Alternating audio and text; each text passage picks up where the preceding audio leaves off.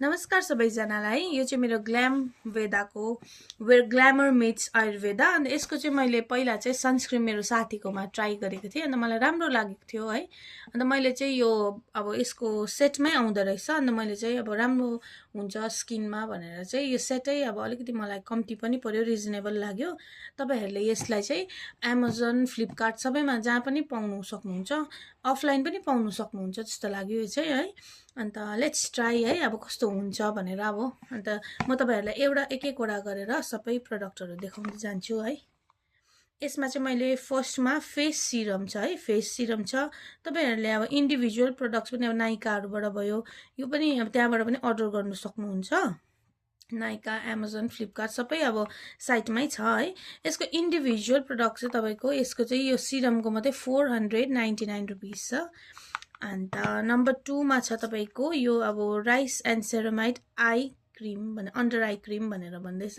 अब हामी अब 30+ भएपछि चाहिँ अन्डर आई क्रिम चाहिँ लगाउनु भनेर भनिन्छ। त्यसरी अब मैले यो सेटमै थियो र मैले यो पनि अब गरेको छु। अब हेरौँ, यो त मैले अब ट्राई गरेको छुइनँ, अब कस्तो हुन्छ त्यो ट्राई गरेर तपाईँहरूलाई म नेक्स्ट भिडियोमा फेरि भन्ने छु है।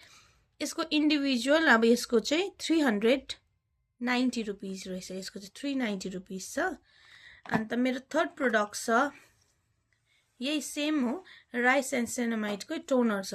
यो टोनर पनि अब हाम्रो स्किनमा लगाउनु भनेर भनिन्छ है। यसको यस्तो छ, टोनर पाएँ। त्यसरी नै मैले पाएको छु मोइस्चराइजर त एकदमै अब निडै हो है, हरेक केटीहरूको लागि।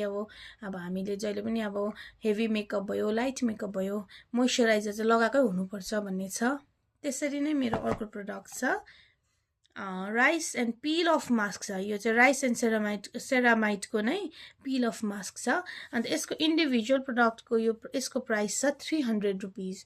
अन्त तपाईँहरूले 300मा अब एउटा यो पनि किन्नु सक्नुहुन्छ। तर अब मैले जतिमा पाएँ यो सामान है, त्यो चाहिँ एकदमै अब रिजनेबल पाएँ जस्तो लाग्यो मलाई यसो अब प्रडक्टको दामहरू हेर्दाखेरि चाहिँ।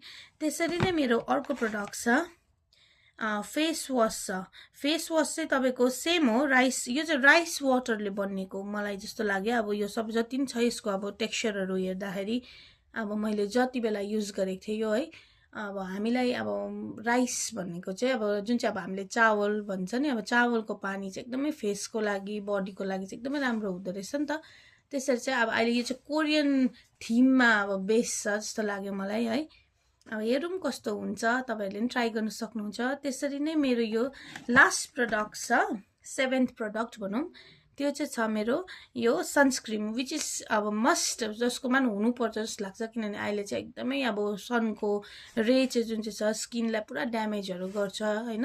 अन्त त्यही कारण चाहिँ अब SPF 50 रहेछ यसमा चाहिँ। अब तपाईँहरूले आफ्नो वेमा गर्नु सक्नुहुन्छ। अब कम्ती चाहिँ मलाई पाउँछ पाउँदैन थाहा भएन, तर यसमा चाहिँ मैले 50 PA++ पाएको छु।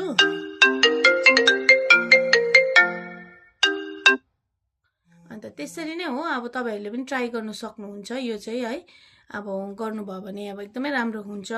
अब कस्तो हुन्छ युजेस म तपाईँहरूलाई भन्ने छु। Thanks for watching.